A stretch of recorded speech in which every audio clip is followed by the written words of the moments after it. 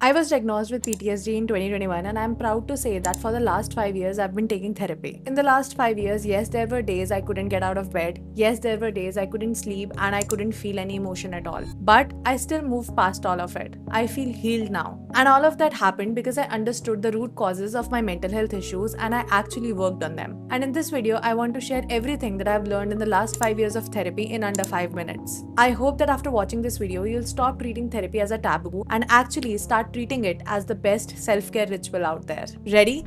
So let's go.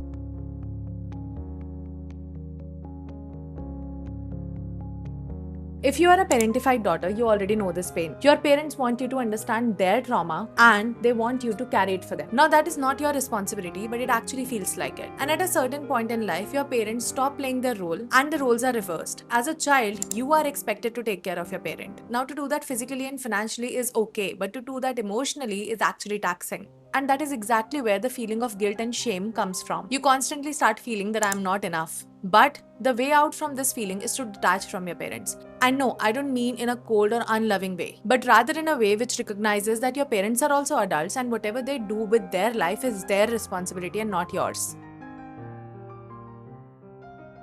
Seeking help, going to therapy, admitting that you're not happy, all of it takes real courage. Once you start doing that, people around you might tell you that, oh, it's natural, it's okay, life is supposed to feel like shit. Then they might also suggest you things like, let's go for a drink, let's go for shopping, let's max out our credit cards, because that's how they cope. And here's the thing about talking to people.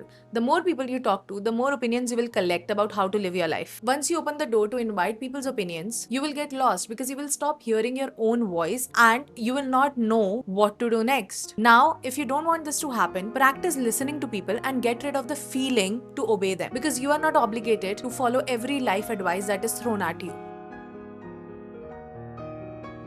If you're going through a rough time, book a natural retreat, go on a trek, take a cabin in the woods, sit in the sun, go for a long walk. Nature has the power to do something for your pain, especially mental pain. And you cannot replicate the impact nature has on a human mind. You have no idea how much a simple walk can do for you until and unless you start observing. So, make time for nature. Let your body actually be a part of it. And to do that, especially when you're living in a city life, stick to the basics. Have a real sleep schedule that fixes your circadian rhythm. Prioritize regular movement, expose yourself to sunlight, take your vitamins, eat decent food. All of these small daily actions compound and they help in mental healing. Try it and test it.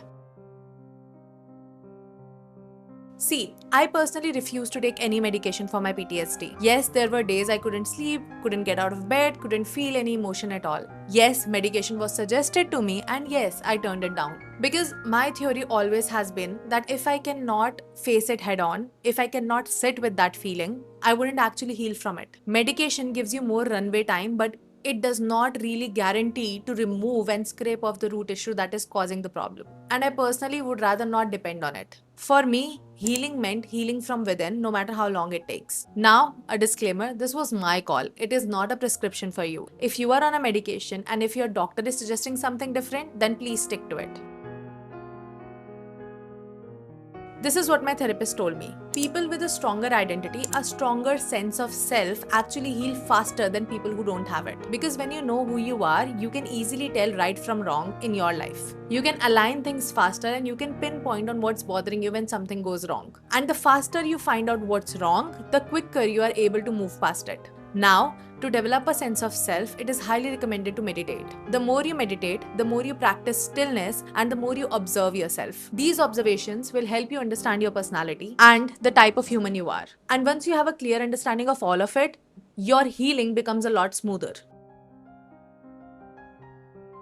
Yes, your therapist has to give you a label so they tell you that you have PTSD. As professionals, they need these labels to understand what they're working with. But that does not give you the right to use it as an excuse for how you treat people around you. You don't get to say, yeah, I know I messed up, it's because I have PTSD. No, take authority, take ownership.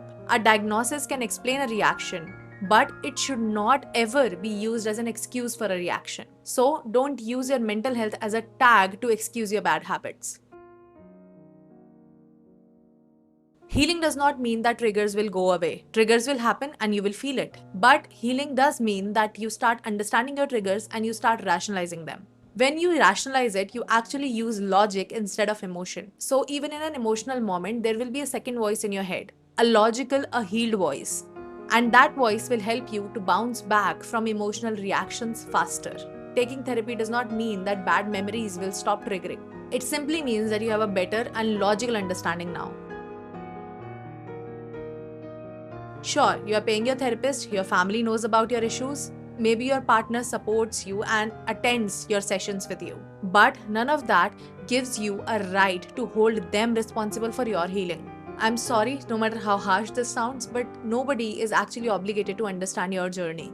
You are the only person who is responsible for what happens to you. The trauma, the mental health issues might not be your responsibility, but healing from it actually is. This means you are truly the main character, writer, and director of your life. So please take the pen in your hands and start writing the best character out there. See, guys, these are the things that I have learned in the last 5 years. You may resonate with some of these points, you may find them really helpful, but they are not a real diagnosis. My goal behind making this video was to normalize mental health and also to give you a real-time example that even though I have been through all of this, I still choose to show up. Now that's being a brainy baddie. That's how I want you to act towards your life as well. So, no matter how harsh life feels right now, take a deep breath and start rewriting your life. You got this, and I will see you in the next one.